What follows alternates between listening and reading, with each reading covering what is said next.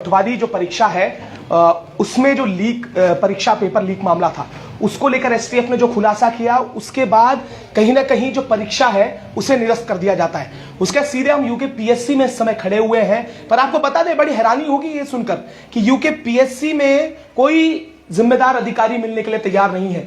अभी यहां पर एक व्यक्ति थे, शायद वो चले गए, उन्होंने संदेश देने की बात की थी, पर उन सचिव साहब का ये कहना है कि जो भी चीजें होंगी संदेश के द्वारा आपको बता दी जाएगी। और आपको ये भी बता दें कि सबसे बड़ा कारण यह है कि अगर यहां पर कोई बात करने के लिए आता है तो हमने ये देखा है ना तो अध्यक्ष ना तो कोई सचिव मिलने के लिए तैयार है। और सबसे बड़ी बात है, हमने जब इनसे पूर्व में बात की तो ये कहा गया कि एसपी और सीओ साहब से इनकी मीटिंग चल रही है, और मीटिंग होने के बाद अब तक ना अधिकारी कोई जिम्मेदार अधिकारी बाहर आया है ना कोई मैसेज अभी दिया है। हाँ, ये जरूर मैसेज हमें मिला है कि सचिव साहब जो भी मैसेज होगा आपको कन्वे कर दिया जाएगा। आखिर युवाओं के भविष्य के साथ कब तक खिलवाड़ होगा, और एक सेक्शन ऑफिसर यहां पर पेपर लीक कर लेता है, और आखिर 20 वर्षों तक कितने पेपर लीक हुए होंगे। और ये भी अब गुप्त सूत्रों से जानकारी मिली है, जेई के लिए 50 लाख रुपए, एई पद के लिए 50 लाख रुपए, जेई के लिए 30 लाख रुपए और 35 लाख रुपए प्रवक्ता के लिए तक ये जो है परीक्षा लीक करी गई है। अब सबसे बड़े सवाल ये है कि जब जिम्मेदार अधिकारी सुनने के लिए तैयार नहीं होते हैं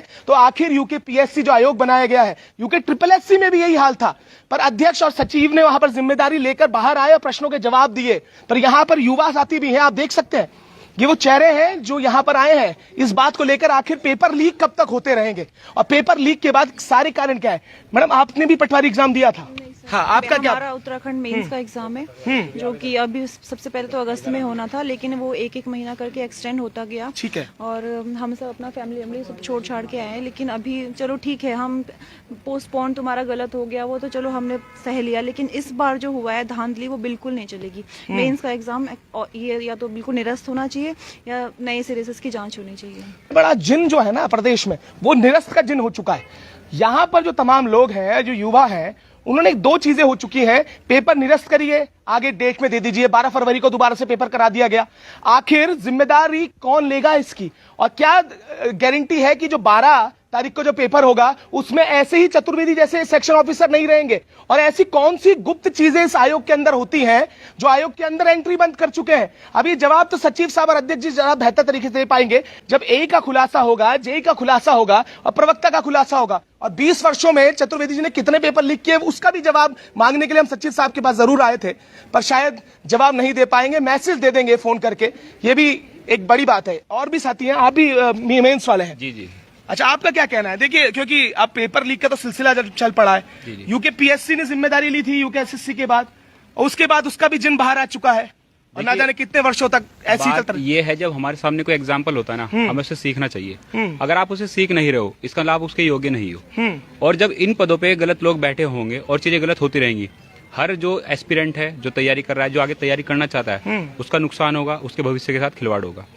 और अगर इन लोगों की ऐसी जांच पड़ताल नहीं हुई, इनका कोई सोल्यूशन नहीं निकला, इनको सजा नहीं मिली, ये सिस्टम से नहीं हटे, तो फिर मुझे लगता है आपको पढ़ने का कोई हक नहीं है। पढ़ाई लिखाई को साइड कीजिए, कहना हमारे नेताजी का चाय बनाइए, पकौड़े बेचिए, कुछ भी काम कीजिए, फिर तो वही ज्यादा सही है। फिर पढ़ने लिखने में कुछ फायदा नहीं है।